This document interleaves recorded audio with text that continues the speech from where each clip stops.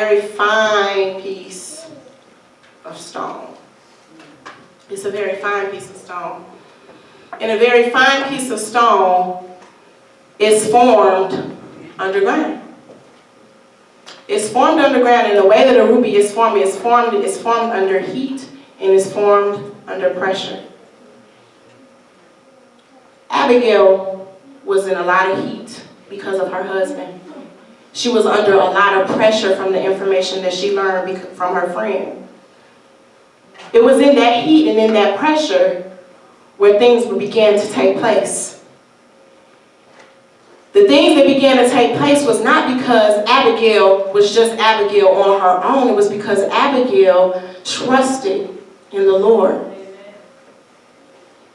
She was able to be under that heat and take that pressure and have all those things take place and not crack at all. When a ruby is formed, the ruby becomes much more valuable the redder it is. The more redness that it has to it, the value of it increases. The way that the value of a ruby increases is that the way that they make it to become much more redder is through heat and pressure. It's a process.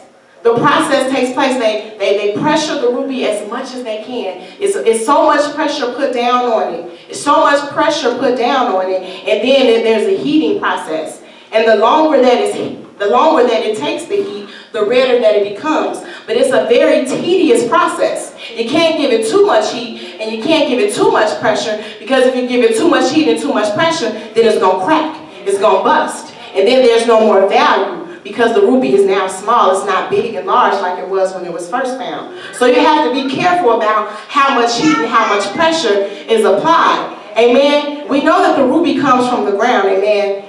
And God was speaking to Solomon when he gave him the directions when he wrote the book of Proverbs, when this chapter was being written. So when he gave him the wisdom to be able to write these things, don't you think that when he formed us, he knew that there was only so much heat and there was only so much pressure that we can take as a woman? There's only so much heat and so much pressure that we would have to be able to take before we will crack.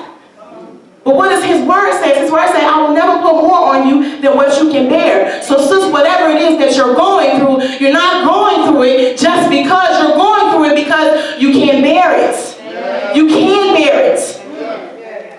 The heat and the pressure is forming you to be much more valuable than what you already are. Than what you already are. So take the heat, take the pressure, and know that when I'm in this situation, when I'm in this position, I'm not in it for self. I'm not in it for self. I'm in it for the glory of God. I'm in it for the glory of God. There's something inside of each one of us that's being birthed right now. There's a pressure and a heat being applied to each one of us, so that when it's all said and done, that we're much more valuable than what we were on yesterday. We're much more valuable than what we were on yesterday. So let the heat and the pressure apply. You know what I'm saying? If you can't take the heat, then get out the kitchen. You can't take the heat, then get out the kitchen. Oh no, baby, that does not apply in this situation. It does not apply in this situation, because the heat and the pressure is what makes the ruby much more valuable.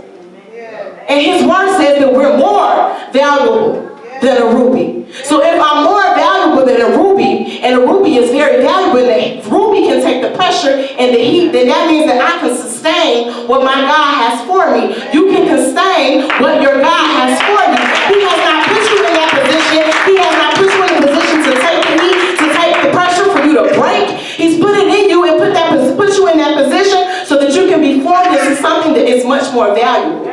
Something that is much more worthy, something that is much more precious. Now, just to give you a little snippet of the heat and the pressure that Abigail was up against, when all of that took place, when all was said and done, Nabal ended up dying, okay? But who did not forget what had taken place? King David did not forget what had taken place, and he asked for Abigail's hand in marriage. And then that means that she was elevated. So she did not pop off. She did not go crazy. She stood in the position that she was in. She knew that she was in a difficult position. She took what she had. She gave what she had. She humbled herself before the king, and then she was elevated. She did not do that on her own. She did not do that on her own. Those things that she was is not because of who she was single-handedly. It was because she first saw God. Amen? She first saw God. So since I'm here to say, the heat and the pressure is there, it's needed. The heat and the pressure is there, it's needed, but there is something that's much more valuable on the other end. Amen.